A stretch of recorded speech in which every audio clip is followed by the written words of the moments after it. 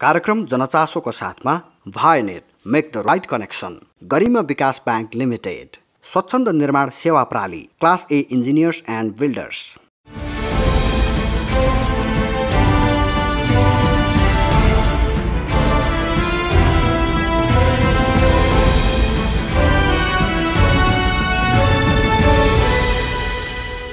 दर्शकबिन नमस्कार। कार्यक्रम जनचासोको एक अर्को नयाँ श्रृङ्खलामा यहाँलाई हार्दिक स्वागत छ।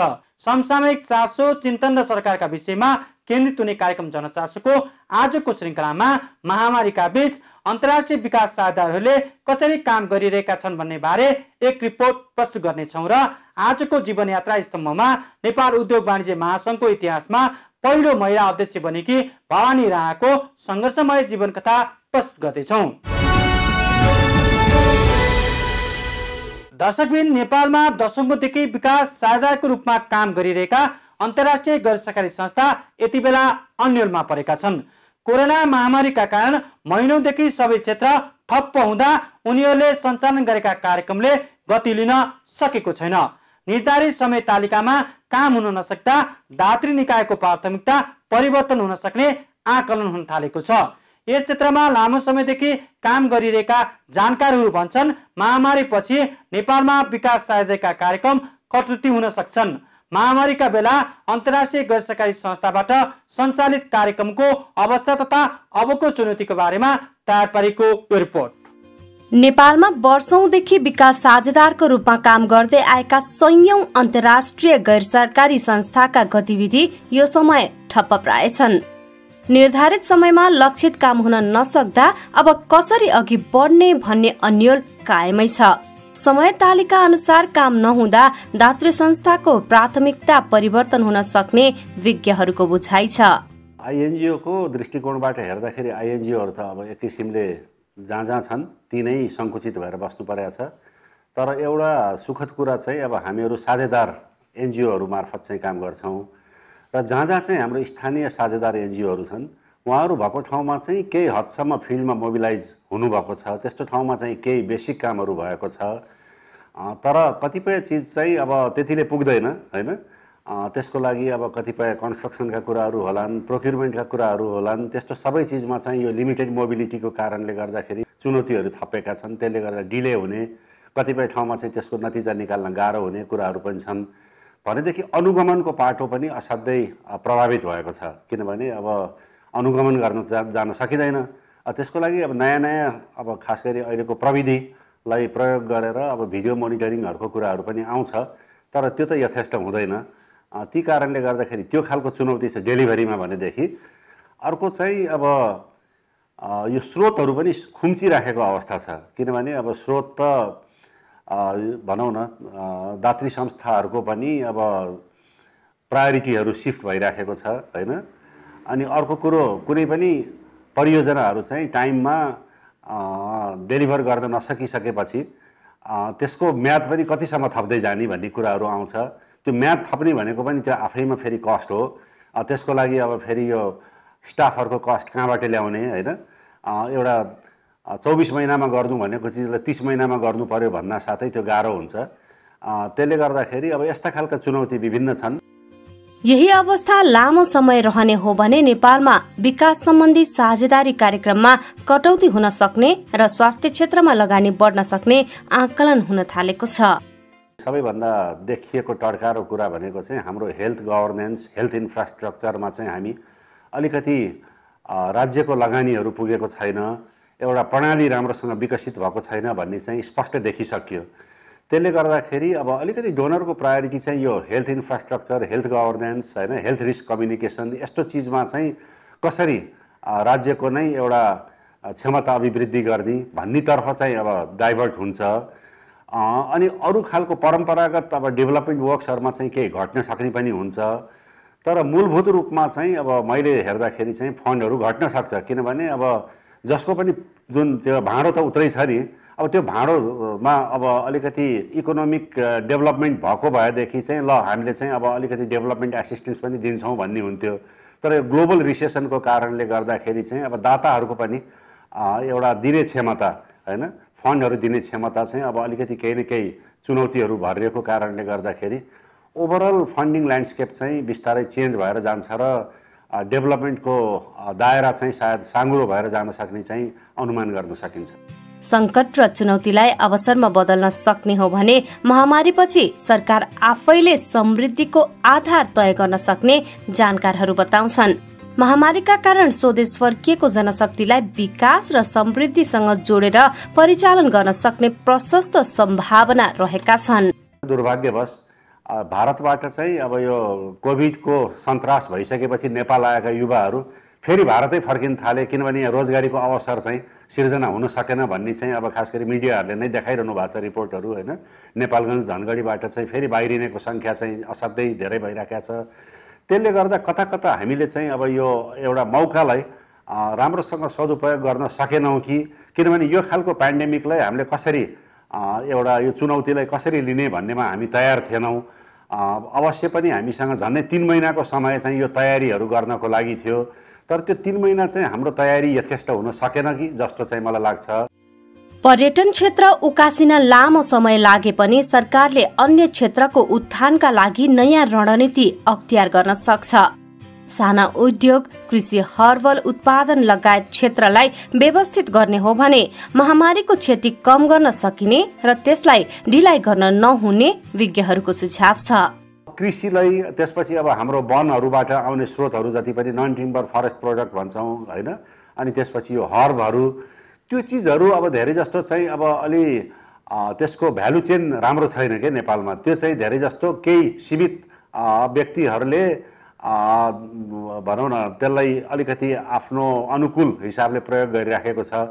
त्यसले गर्दा राज्यले चाहिँ अब ती हर्बहरूबाट हुन्छ कि होइन, एउटा वनहरूबाट आउने स्रोतहरू जुन चाहिँ वनलाई विनाश गरेर होइन, वनलाई चाहिँ यथास्थितिमा राखेर त्यसबाट आउन सक्ने रिसोर्सेसहरूबाट पनि अब यसलाई अलिकति बढाउँदै ल्याएर जानुपर्ने हुन्छ।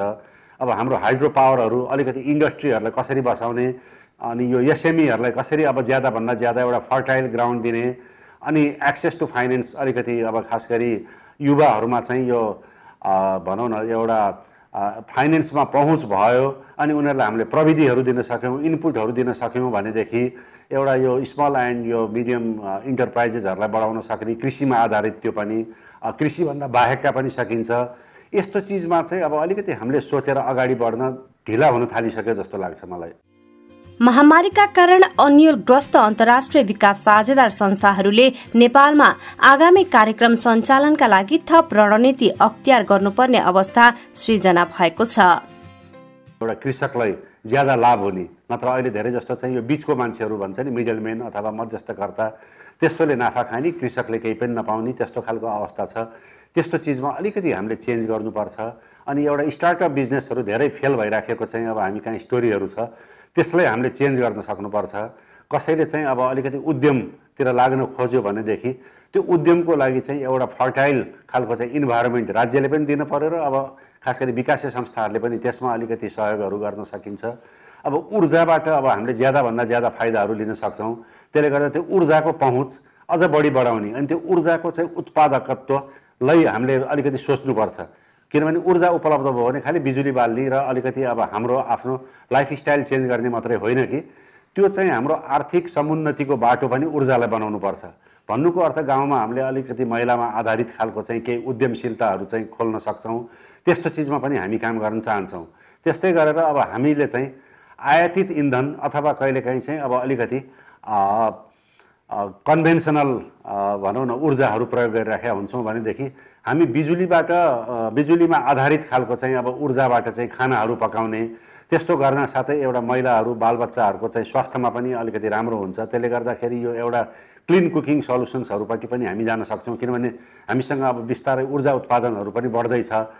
यस्तो यस्तो क्षेत्रमा हामी अलिकति लाग्यौँ भनेदेखि चाहिँ मेरो विचारमा स्थितिलाई हामीले बिस्तारै अनुकूल बनाउँदै लिएर जान सक्ने सम्भावनाहरू पनि छन्। लम्बिदो महामारीका बीच सुरक्षाका सबै प्रोटोकल पूर्ण रूपमा कार्यान्वयन गरी सबै क्षेत्रलाई चलायमान बनाउनु पर्ने जानकारहरू बताउँछन्। यो विश्वव्यापी संकटको बेला सरकारले पनि दीर्घकालीन योजना बनाएर अघि बढ्न जरुरी छ भने नागरिक पनि थप जिम्मेवार हुन आवश्यक छ।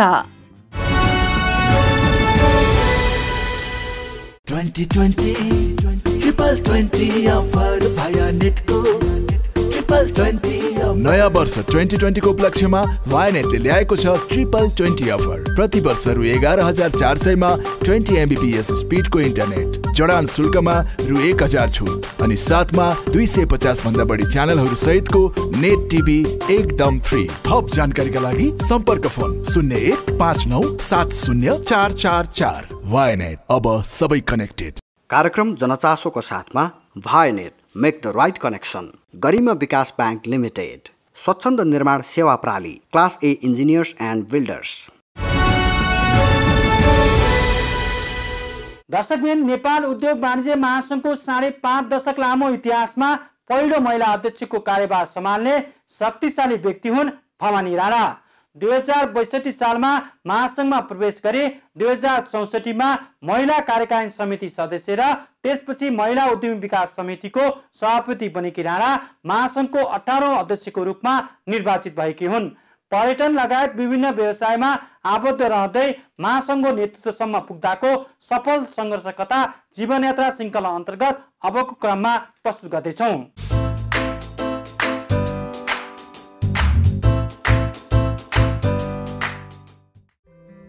भगवानले भन्छन् रे त आँट म पुर्याउँछु।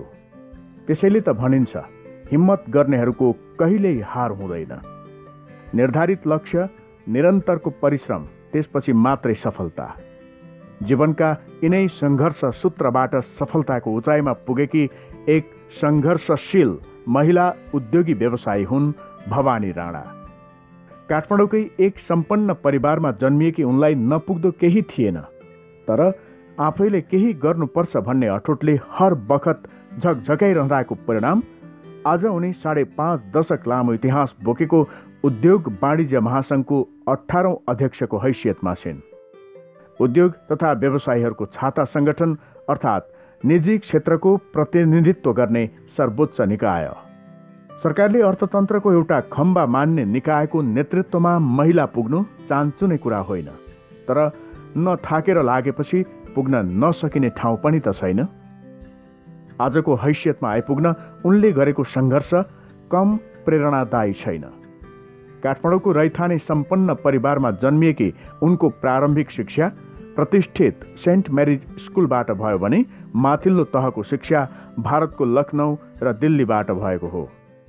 बाल्यकाललाई सम्झिँदा अति नै एउटा रमणीय हिसाबमा मेरो बाल्यकाल बित्यो होइन। र बाल्यकालमा चाहिँ एउटा छोरी भएर जन्मेको हुँदा पनि मलाई चाहिँ कहिले पनि मेरो मुवा बुवाले चाहिँ एउटा चाहिँ छोरी भने पनि एउटा छोरा सर हुर्किनुपर्छ भनेर त्यो किसिमले चाहिँ मलाई खास गरी मेरो मुवाले, मेरो बुवा त काममा बिजी भइसिन्थ्यो, मुवाले चाहिँ हुर्काइसकेको थियो र मलाई सबभन्दा त्यो बेला मेरो बेलामा चाहिँ सबभन्दा राम्रो स्कुल भनौँ न सेन्ट मेरिज हाई स्कुलै थियो, त्यहाँ अध्ययन गर्न पाएँ र म त्यहाँ एउटा हस्टेलमा पनि बस्थेँ। र बाल्यकालको सम्झना गर्दाखेरि छुट्टीमा घर आउँदाखेरि चाहिँ म विभिन्न जिल्लाहरूमा चाहिँ जान्थेँ, किनभने मेरो बुवाको पोस्टिङ चाहिँ विभिन्न अञ्चलमा हुन्थ्यो। त्यो बेलामा 14 अञ्चलको 14वटा अञ्चलाधीशहरूमध्येमा चाहिँ कहिले लुम्बिनीमा, कहिले भेरीमा, त्यसरी चाहिँ विभिन्न ठाउँमा जान्थेँ र रमाइलोको साथ चाहिँ मेरो चाहिँ बाल्यकाल बित्यो जस्तो लाग्छ। तर म बाल्यकालको स्मरण गर्दाखेरि चाहिँ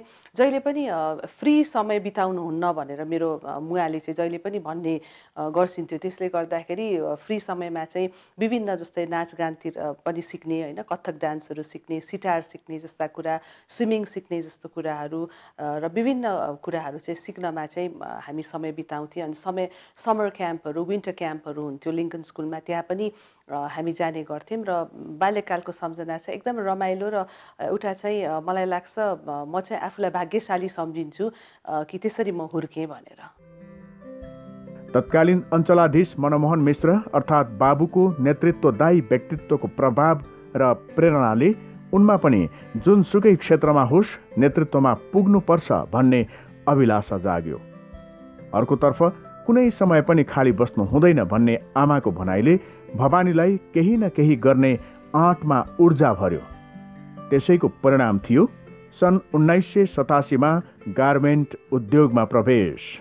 मेरो दिजूसँग मिलेर एउटा चाहिँ गार्मेन्ट फ्याक्ट्री पहिला धेरै अगाडि 1987 तिर चाहिँ एउटा गार्मेन्ट फ्याक्ट्रीको पनि सुरु गरेको थिएँ, अवार्ड गार्मेन्ट भनेर। तर त्यसको लागि चाहिँ म फेरि फेसन डिजाइनिङ पढ्न जान्छु भनेर दिल्लीमा अध्ययन गर्न गएँ। तर कारणवश चाहिँ अब त्यो बेलामा 1989 मा जुन इन्डिया नेपालको ट्रिटी सकेकोले गर्दाखेरि चाहिँ त्यति अनुभव थिएन, किनभने म एउटा बिजनेस सर्कलको नभएकोले त्यो चाहिँ बन्द भयो। छोरी बिहे गरेर अर्काको घर मात्रै जाने होइन, त्यो भन्दा पनि फराकिलो र उदार जीवन जिउनु पर्छ भन्ने आमाकै प्रेरणाले उनको आत्मनिर्भरताको यात्रामा भर्याङको काम गर्यो। राणा खानदानमा विवाह पश्चात नेपालगञ्जमा होटल व्यवसायमा संलग्न हुँदा पनि उनी विभिन्न सामाजिक सङ्घ संस्था मार्फत महिला उत्थान, सशक्तिकरण तथा अधिकार क्षेत्रमा आफ्नो दायरा फराकिलो बनाउँदै लगिन्। उनी उद्योग वाणिज्य महासङ्घ प्रवेशको जग पनि यही बन्यो। बाल्यकालमा पनि मेरो बुवाले चाहिँ जहिले पनि मलाई चाहिँ डक्टर बन्ने अनि मेरो दिजूलाई चाहिँ इन्जिनियर बन्ने या चाहिँ एकजना डक्टर एकजना इन्जिनियर भन्ने कुरा हुन्थ्यो। र म त्यति पढाइमा चाहिँ राम्रो थिइनँ, एकदम एभरेज स्टुडेन्ट थिएँ होइन पहिलादेखि नै। त्यसले गर्दाखेरि चाहिँ तिमी चाहिँ इन्जिनियरिङ थिएन, तिमी डक्टरतिर, तर त्यसमा मेरो कहिले पनि ध्यान गएन। जहिले पनि म जीवनमा चाहिँ एउटा लिडरसिपमा जान चाहन्थेँ, किनभने मेरो बुवा त्यो अञ्चलाधीश हुँदाखेरि मैले उहाँले गरेका लिडरसिपका कार्यहरू देखेको थिएँ र एउटा लिडरसिप, सोसल लिडरसिप या बिजनेस लिडरसिप या पोलिटिकल लिडरसिप त्यस्तोमा जान्छु भनेर मेरो भित्री इच्छा थियो होइन। र जुन मैले एउटा शिक्षा पाउँदै आएँ मेरो चाहिँ एउटा स्कुलबाट, कलेज डेजबाट र मेरो मुवाबाट शिक्षा पाउँदै गएँ र केही गर्नुपर्छ लाइफमा भन्ने कुराले गर्दाखेरि चाहिँ अब म आफ्नो जीवनमा पनि सक्षम बन्छु। र सक्षम भनेको चाहिँ कस्तो भने मलाई लाग्छ इकोनोमिकली चाहिँ इन्डिपेन्डेन्ट हुनुपर्छ जस्तो लाग्छ। त्यसले गर्दा त्यो जुन मेरो मुवाले जहिले पनि एउटा शिक्षा दिनुहुन्थ्यो, इकोनोमिकली इन्डिपेन्डेन्ट हुनुपर्छ वुमेनहरू पनि भनेर भन्ने कुरामा चाहिँ केही न केही गर्न चाहन्थेँ। र मेरो कलेज डेजदेखि नै साथीहरूसँग मिलेर चाहिँ कहिले पार्ट टाइम प्रोग्राम्सहरूमा चाहिँ जब गर्ने होइन, पार्ट टाइम वर्कहरू गर्ने, सानसानो ट्रेड फेयरहरूमा, कहिले चाहिँ इन्डियामा पर्दाखेरि त्यहाँको सामानहरू लिएर आएर एक्जिबिसनहरू गर्ने नेपालमा, यहाँबाट लिएर चाहिँ इन्डियामा जाने, त्यो केही न केही इन्भल्भमेन्ट चाहिँ भइरहेको हुन्थ्यो। र पछि मेरो विवाह पश्चात चाहिँ मेरो विवाह पनि एउटा बिजनेस सेक्टरमै भयो, एउटा होटेलियरसँग। र मैले नेपालगञ्ज स्थित स्नेह होटेललाई चाहिँ त्यसमा चाहिँ मैले सपोर्ट गर्दै गएँ मेरो हस्बेन्डलाई। अनि त्यो सँगसँगै रिजोर्ट गरेँ, त्यो सँगसँगै अरू बिजनेसहरू पनि सुरु गर्दै चाहिँ त्यसरी मेरो यात्रा चाहिँ सुरु भयो। र त्यो सँगसँगै चाहिँ म नेपालगञ्जमा झन्डै मैले विवाह पश्चात चाहिँ 8-9 वर्ष त्यहाँ बिताएँ। र त्यो ठाउँमा बस्दाखेरि पनि मेरो एउटा जहिले पनि केही न केही गरिराख्नुपर्छ, म त्यत्तिकै चाहिँ बस्न सक्दिनँ, म चाहिँ केही न केहीमा चाहिँ इन्भल्भ हुनु परिरहेको भएकोले त्यो ठाउँमा त्यो बेलामा चाहिँ साथी संस्था जुनले चाहिँ महिला विरुद्ध हिंसामा कार्य गर्छ, त्यो साथी संस्था पनि त्यहाँ लगेर स्थापना गरेँ त्यो क्षेत्रमा, मध्यपश्चिमाञ्चल क्षेत्रमा। र त्यहाँ थुप्रै महिलाहरूलाई चाहिँ अवेरनेसका कार्यक्रमहरू, महिला विरुद्ध हिंसा, महिला राइट्सका कुराहरू र महिलालाई आर्थिक विकासमा अगाडि बढाउनको लागि चाहिँ महिला उद्यमी सङ्घ पनि खोल्यौँ त्यहाँ। र त्यसरी चाहिँ म महिलाहरूको चाहिँ कार्यमा पनि एकदमै ग्रासरुट लेभलदेखि चाहिँ काम गर्दै अगाडि बढेको हो म चाहिँ। अनि त्यो सँगसँगै चाहिँ हामी चेम्बरमा पनि आबद्ध भएँ, नेपालगञ्ज चेम्बर, बर्दियामा पनि मेरो बिजनेस भएकोले चाहिँ त्यो चेम्बर्सहरूसँग पनि बसेर चाहिँ आर्थिक विकासको लागि, त्यो क्षेत्रको नेपालको आर्थिक विकासको लागि चाहिँ त्यो बेलादेखि नै केही न केही रूपमा चाहिँ संलग्न हुँदै गएँ। उद्योगपति भन्ने बित्तिकै पुरुष नै हुन्छ भन्ने सोचका बावजुद महासङ्घ प्रवेश गरिसकेपछि महिलाहरूलाई उद्यम क्षेत्रमा आकर्षित गर्ने उनकै नेतृत्वमा महिला उद्यमी महासङ्घको स्थापना भयो। पछिल्लो समय लघु उद्यमदेखि मध्यम खालका हुँदै ठूला उद्योगमा समेत महिलाको सहभागिता बढ्न थालेको छ। यसका लागि कहीँ न कहीँ भवानी राणाको भूमिका जोडिएको छ नै। जीवन आफैमा एक अनुपम उपहार हो। जीवनका हरेक चरण र कालखण्डको आफ्नै महिमा र महत्त्व हुन्छ।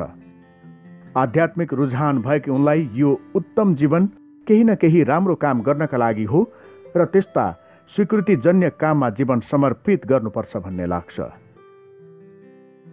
लक्ष्य हुनुपर्छ, त्यो प्राप्तिका लागि मेहनत गर्नुपर्छ।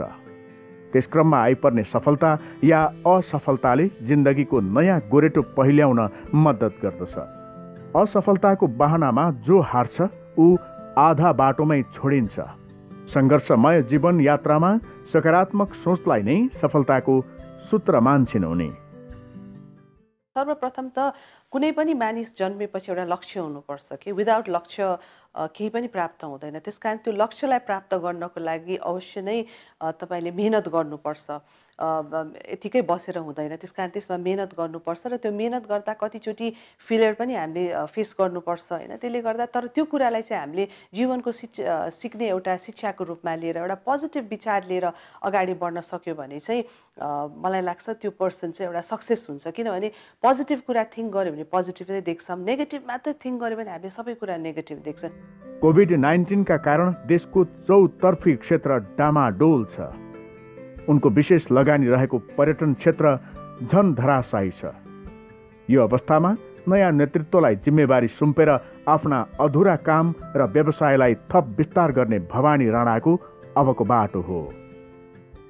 थुप्रै बिजनेसहरू चाहिँ मैले एकदमै टाइम दिएर हेर्न पाएको पनि छैन। किनभने उद्योग वाणिज्य महासङ्घमा चाहिँ गइसकेपछि मेरो दायित्व सबभन्दा प्रथम चाहिँ उद्योग वाणिज्य महासङ्घ र देशको निजी क्षेत्रको लागि नै रहेको भएकोले आफ्नो व्यवसायलाई चाहिँ त्यति हेर्न नपाएकोले अब केही समय चाहिँ म आफ्नो बिजनेसलाई चाहिँ अगाडि बढाउनको लागि र थप केही विचारहरू छ त्यसलाई चाहिँ म इम्प्लिमेन्ट गर्नको लागि अगाडि बढ्छु। 2062 सालमा उद्योग वाणिज्य महासङ्घमा प्रवेश गरी विभिन्न भूमिकामा रहेर काम गर्दै महासङ्घको 18औं अध्यक्ष बनेकी राणा स्नेहा ग्रुप प्रालिकी व्यवस्थापन निर्देशक, स्नेहा कल्चरल इन्टरटेनमेन्ट प्रालिकी निर्देशक, स्नेहा B&S कोलाब्रेसन प्रालिकी व्यवस्थापन निर्देशक, सार्क चेम्बर क्राफ्ट भिलेजकी प्रवर्धक, पद्म क्रिएसन प्रालिकी निर्देशक र बागेश्वरी विकास ब्याङ्ककी प्रवर्धक हुन्। होटल तथा पर्यटन क्षेत्रमा लगानी गरेकी राणा महासङ्घको नेतृत्वसम्म आइपुग्दाका चुनौती यसरी सुनाउँछिन्। 51-52 वर्षको इतिहासमा पहिलाचोटि महिला अध्यक्ष हुनु मलाई लाग्छ मेरो मात्र होइन, यो सबैको लागि गर्वको पनि कुरा हो। र म जहिले पनि केमा विश्वास गर्छु भने महिला र पुरुष चाहिँ सँगसँगै अगाडि बढ्नुपर्छ होइन। महिलाको बिना पुरुष र पुरुषको बिना महिलाको सहायताले चाहिँ त्यो ठाउँमा पुग्न सकिँदैन। त्यसको ज्वलन्त उदाहरण चाहिँ उद्योग वाणिज्य महासङ्घ पनि हो। उद्योग वाणिज्य महासङ्घ चाहिँ एउटा मेल डोमिनेन्ट इन्स्टिट्युसन हो होइन, जहाँ चाहिँ धेरै कम महिलाहरू त्यहाँ छन्। हाम्रो 75मा जम्मा 5 जना मात्र महिला सदस्यहरू छ। त्यो पनि अहिलेको बेलामा जब मैले जोइन गर्दाखेरि त 1 जना मात्र महिला थियो। र यो यात्रा चाहिँ एकदम रमाइलो पनि छ, चुनौतीपूर्ण पनि छ होइन। र धेरै कुरा सिक्ने मौका पनि मैले यो 15 वर्षको यात्रामा पाएँ। र म एउटा केन्द्रीय सदस्य पनि जितेर गएको उद्योग वाणिज्य महासङ्घमा। र त्यो बेला उद्योग वाणिज्य सङ्घको चाहिँ एउटा 17 जनामा 1 जना महिला उठेर चाहिँ सदस्यमा जित्नु चाहिँ एउटा सजिलो थियो भनौँ न। महिला 1 जना महिलालाई दिनुपर्छ भन्ने कुरा। तर त्यो यात्रा जब एउटा सदस्यबाट उपाध्यक्षबाट वरिष्ठबाट अध्यक्ष हुँदाखेरि चाहिँ त्यो एउटा कम्पिटिसन जुन हुन्छ त्यो चाहिँ महिला भएर मात्रै दिने कुरा थिएन कि। त्यस कारणले चाहिँ तपाईँले त्यसमा कम्पिट गर्नु पर्थ्यो होइन। तर त्यो यात्रा चाहिँ एउटा सदस्यदेखि महासङ्घको अध्यक्षसम्मको यात्रामा चाहिँ एकदमै चुनौतीपूर्ण स्ट्रगल पनि थियो, त्यसमा सहयोग पनि थियो। किनभने सबैजना पुरुषहरू हुनुहुन्थ्यो मेरो भोटर्सहरू होइन मोस्टली। त्यस कारणले चाहिँ त्यो यात्रा चाहिँ रमाइलो र चुनौतीपूर्ण जस्तो लाग्छ मलाई। कोही महिला होस् वा पुरुष, सफल हुनका लागि उसको परिवारको पूर्ण साथ र सहयोग आवश्यक हुन्छ। भवानी आजको अवस्थामा पुग्न उनको परिवारको पनि पूर्ण साथ, सहयोग र प्रेरणा छ। लखनऊमा पढ्दाखेरि अब नेपालगञ्ज भएर जाँदाखेरि त्यो बेला भेटघाट भएर त्यसपछि हामी 2 जनाले मन परायो। त्यसपछि we dated for a year, त्यसपछि पर्ख्यौँ। त्यसपछि हाम्रो छुट्यो होला सम्पर्क। त्यसपछि 6-7 वर्षपछि मात्रै फेरि हामीले फेरि भेटेर त्यसपछि we decided we should get married. बिहा गरेपछि मान्छेहरूले चाहिँ नि आफ्नो वाइफको क्यालिबर, आफ्नो वाइफको प्रतिभा के रहेछ भनेर त्यो अलिकति बुझ्न पर्यो। एउटा राम्रो पोलिटिकलमा छ कि, उहाँ बिजनेसमा छ कि, उहाँ लिडरसिपमा छ कि, क्वालिटी छ कि भनेर त्यो बुझ्न पर्यो। त्यो छ भने उहाँलाई प्रोत्साहन गर्न पर्यो, अगाडि बढाउनु पर्यो। यो होइन कि अब हामी चाहिँ नि के अरे वी आर द के अरे पुरुषको चाहिँ नि ऊ भएर चाहिँ नि महिलाहरूलाई थिचेर राख्ने भन्ने त्यो जमाना गइसक्यो। हामीले चाहिँ नि महिलाहरूलाई प्रतिभा भएको केसमा इन्क्लिनेसन छ, केमा राम्रो गर्छ भने त्यतातिर प्रोत्साहन गरेर घचाडेर अपर्च्युनिटी दिएर उहाँलाई ग्रुमिङ गर्नु पर्यो। Exactly that's what I did. मेरो वाइफले चाहिँ नि she had political inclination, she had आइएनजिओको इन्क्लिनेसन, लिडरसिप क्वालिटी थियो, त्यतितिर मैले उहाँलाई अलिकति घचाड्दै त्यो बाटोमा हिँड्नलाई लगाएँ। अनि अहिले चाहिँ नि सी इज इन्टु द्याट एफएनसिसिआईको प्रेसिडेन्टबाट लिडरसिपमा गएर नाम कमाएको छ। I am happy about it. She is a very successful woman, very confident woman and very responsible person. उहाँले चाहिँ जुन काममा हात हालेपछि त्यो सम्पूर्ण काम सफल नभएसम्म उहाँले छोड्नुहुन्न। She is also a good human being and a good wife and a good mother. Very loving mother. मैले यस्तो मैले मेरो अरूहरूको पनि साथीहरू देखेको छु। मैले त्यस्तो मामु चाहिँ मैले she is like my sister जस्तो कि my friend, she is like my best friend. तिमीले ऊ गर्नु सक्दैनौ चाहिँ नि कहिले भन्छिन्न। यो चाहिँ नि आफ्नो प्रयास चाहिँ नि जहिले पनि गरिराख्नुपर्छ भनेर भन्छिन्छ। I am very lucky. त्यही यस्तो चाहिँ नि मैले कहिले चाहिँ मामु चाहिँ नि म 7 जन्मसम्म पाउन सक्नु। पितृसत्ताले थलिएको समाज तथा त्यही चिन्तनले ग्रसित व्यवस्थाका बीच पनि उनले गरेको सङ्घर्ष र प्राप्त गरेको सफलताको उचाइ जो कसैका लागि प्रेरणादायी छ। भवानीको सङ्घर्ष कथा तपाईँ हाम्रो लागि पनि प्रेरणा कथा हुन सक्छ। हरेक चुनौतीसँग मुकाबला गर्दै लक्ष्यको मुकाममा पुगेकी राणालाई आगामी दिनमा पनि थप सफलता मिलोस्, हाम्रो शुभकामना।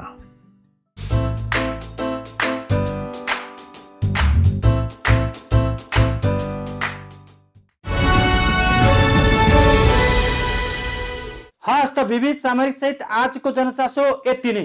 कोरोना संक्रमणको त्रास बढिरहेको बेला यसबाट सुरक्षित रहन विश्व स्वास्थ्य संगठन तथा सरकारले जारी गर्ने निर्देशन पूर्ण रूपमा पालना गरौं।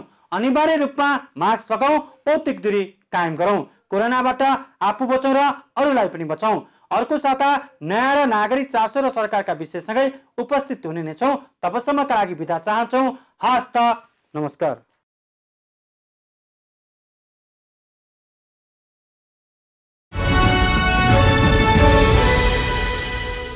कार्यक्रम जनचासोको साथमा Vianet make the right connection, Garima Bikas bank limited, Swachhanda Nirman Sewa प्राली, class A engineers and builders.